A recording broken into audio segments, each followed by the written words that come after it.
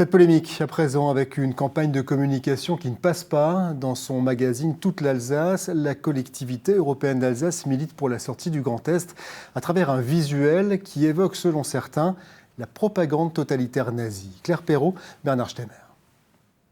Une femme qui désigne le ruban rouge et blanc à sa poitrine, un texte invitant les Alsaciens à porter ce signe de reconnaissance, l'affiche du magazine de la collectivité européenne d'Alsace, édité en janvier, a fait bondir l'historien Georges Bischoff. Le code de couleur a été utilisé systématiquement par la propagande nazie.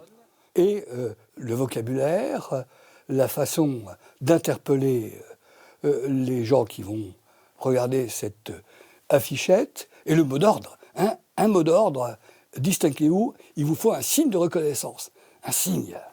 Une simple recherche sur Internet montre certaines similitudes, mais Georges Bischoff dénonce aussi l'utilisation du Bandele, ce ruban rouge et blanc destiné à promouvoir l'Alsace.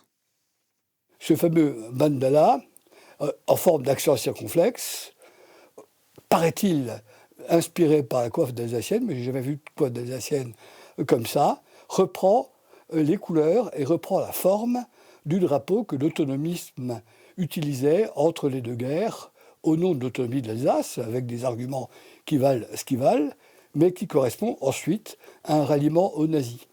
Aucun interlocuteur n'était disponible ce jeudi à la collectivité européenne d'Alsace pour répondre à nos questions.